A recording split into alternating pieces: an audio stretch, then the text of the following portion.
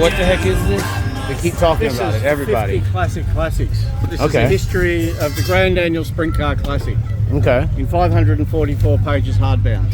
So what's all in there? Just stories or pictures? Or? Yeah, when you have a look, you know, you've got the complete list of competitors. Wow. For 50 years of racing. And then you've got beautiful photo spreads of all the years of racing. Danny Smith, Jack Hewitt, Jack Hoddenchild, Donnie Schatz, Larson, you know. That's a lot of work. A lot of work.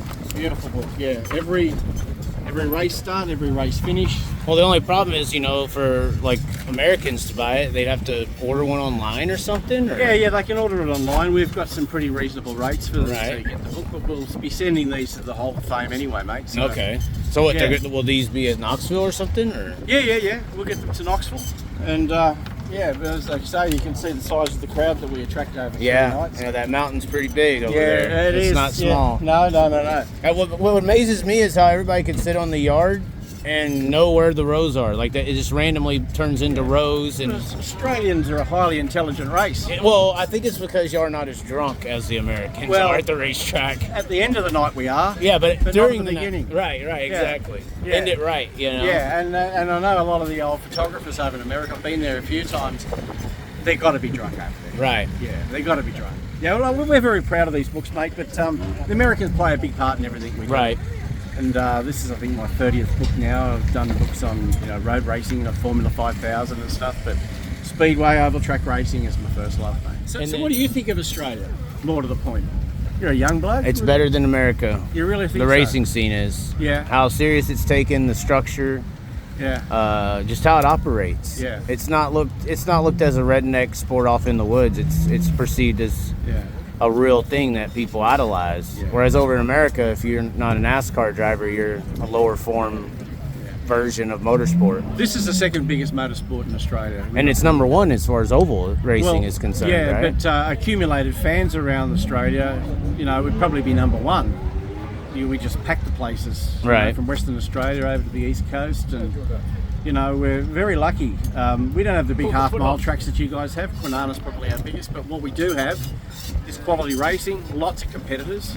And remember, it's very expensive to live in Australia. Everything is twice the cost. Of normal America. It's about the same as California, believe it or not. Well, probably, yeah. This is a fabulous racing scene, and we got really good drivers considering our small population. Right, I've considered it kind of like California in America, because like California has a lot of good racers. Obviously, Macedo comes from there, Abreu comes from there, but there's a lot of really good regional California racers. But because it's so distant from the Midwest and the East Coast of the big racing scenes, they kind of get overlooked, And I feel like this is almost a 2 to 3 times amplified version. Like the racing scene out here is really strong, probably 2 times as good as drivers as far as quantity. Yeah. But they just get overlooked because they're out of sight, out of mind. I had a photographer from America, a mate of mine, Mike Arthur, one of the great legendary photographers of American motorsport. Loved the super rods. Oh, they're awesome. And I said, well, that's the closest thing I got to non-wing sprint cars. They just go the other way. That's right. Yeah. So hopefully, our non-wing sprint cars, which run 6-cylinder, which those engines are starting to run out now, they might start running small crate V8s or something like that. But no, we're very proud of our speedway in Australia. It's 100 years old, and it's got a lot of history. We've had fabulous Americans racing. AJ Foyt came and raced here. And we're very proud. Larson, Steve Kinser was amazing. Like to see Steve Kinser here in Australia was just as good as seeing. The biggest surprise to me is how big Danny Smith is. Danny was, Danny's a super bloke too. He's a good guy, but as far as performance, I mean, it's been okay in America, but it seems like over here he did a lot of damage. Well, the difference in the Classic in particular. The difference was he had really good equipment. Our sprint cars were still developing in the 80s when he first came out. He brought the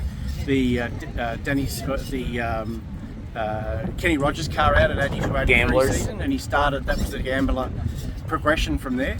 And then everyone started running Gamblers. They were running Stantons or Tognottis and that, or self-built cars. But suddenly, he comes along and he changed the scene, like Johnny Anderson changed the scene in 1972 when he brought the first sprint car to Australia. Right. So, mate, look, it's a lot of history in Speedway.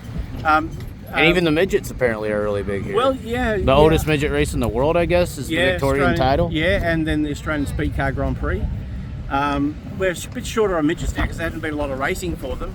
But the recent Midget Speed Week was fabulous, you know, and they had fantastic racing.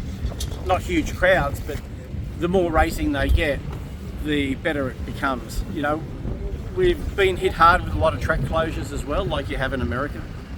But mate, look, we're very lucky. And guys like J-Mac over there, and I mean, how lucky are we to have Australians representing, our country at the highest level of sprint car racing?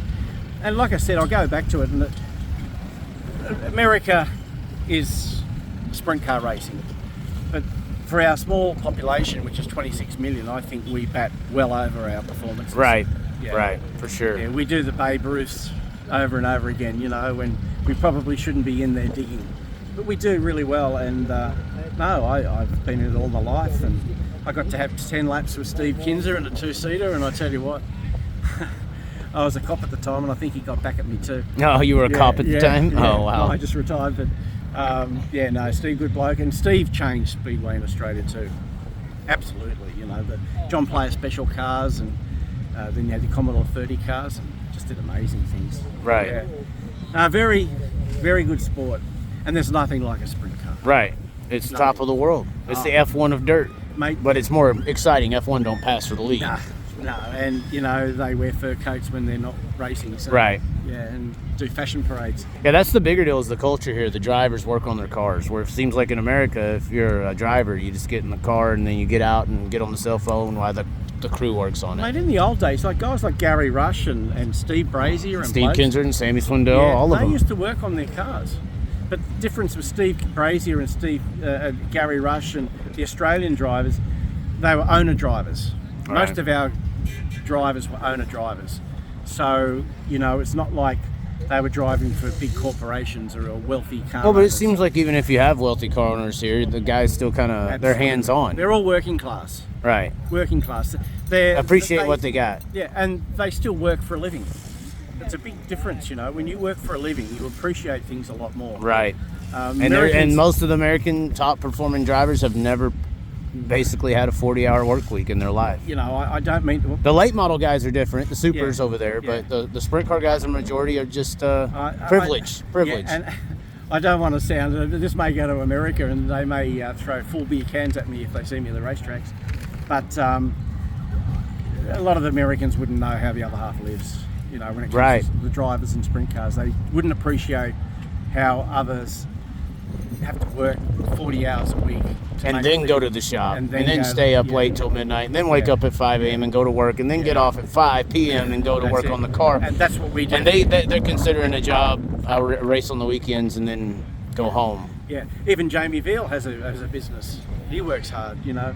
J-Mac worked hard before he became a full-time professional. Well, definitely the crew members of the American sprint car teams are working. Look how fit he is. Oh my God! Yeah, that's an incline. Yeah, that's hard.